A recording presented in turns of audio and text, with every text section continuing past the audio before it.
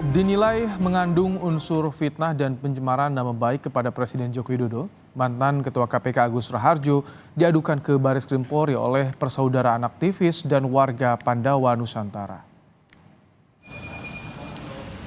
Persaudaraan aktivis dan warga Pandawa Nusantara membuat aduan terkait dugaan pernyataan fitnah dan pencemaran nama baik yang dilakukan mantan Ketua KPK Agus Raharjo kepada Presiden Joko Widodo.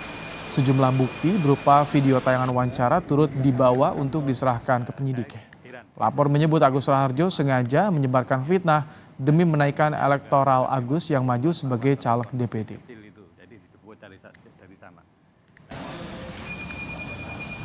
Narasi yang disampaikan itu adalah syarat kuat dengan unsur fitnah dan pencemaran nama baik dan martabat dari seorang presiden. Ini kesannya ada motif politik elektoral, gitu. Maksudnya apa?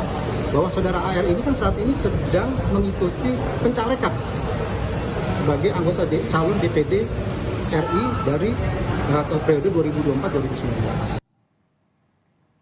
Di program Rosi beberapa waktu lalu, Ketua KPK periode 2015 hingga 2019 Agus Raharjo mengungkap kesaksian saat Presiden Jokowi pernah meminta KPK menghentikan penyidikan kasus KTP elektronik dengan tersangka Ketua DPR kala itu, Setia Novanto.